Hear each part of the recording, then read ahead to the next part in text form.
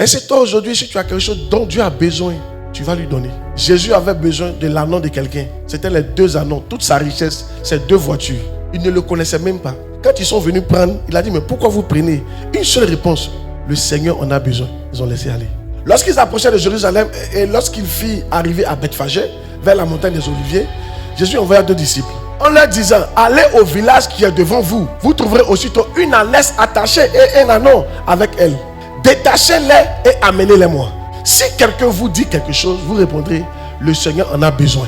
Et à l'instant, il les laissera aller. Ce monsieur n'était pas attaché à ses ânes, il n'était pas attaché à sa richesse. Ce que je remarque, c'est que les chrétiens d'aujourd'hui sont attachés à leur richesse. Même quand Dieu en a besoin, tu n'es pas prêt à laisser.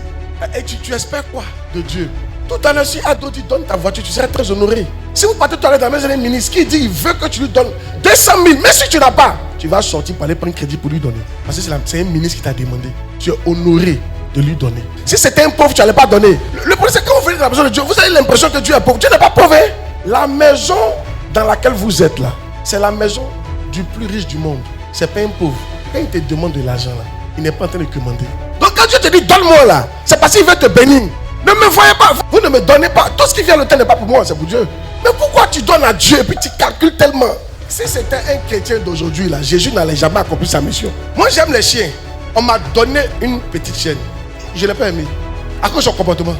C'est là que j'ai vu que le fait que j'aime les chiens, ça ne veut pas dire que j'aime tous les chiens. Quand Dieu dit j'aime le monde là, ça ne veut pas dire qu'il aime tout le monde et le comportement. Jésus dit le Père m'aime parce que je donne ma vie.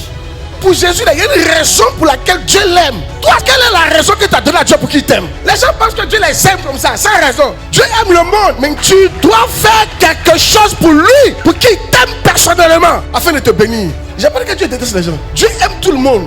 Pourvu que tu aies certains comportements, tu dois donner une raison à Dieu de t'aimer. Je te pose la question. Toi, tu as fait quoi pour Dieu, pour que Dieu t'aime?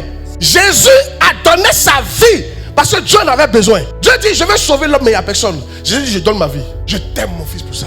Toi, tu as fait quoi? Tu as fait quoi pour Dieu, pour qu'il t'aime personnellement, pour t'élever, pour mettre la distinction entre toi et puis les autres.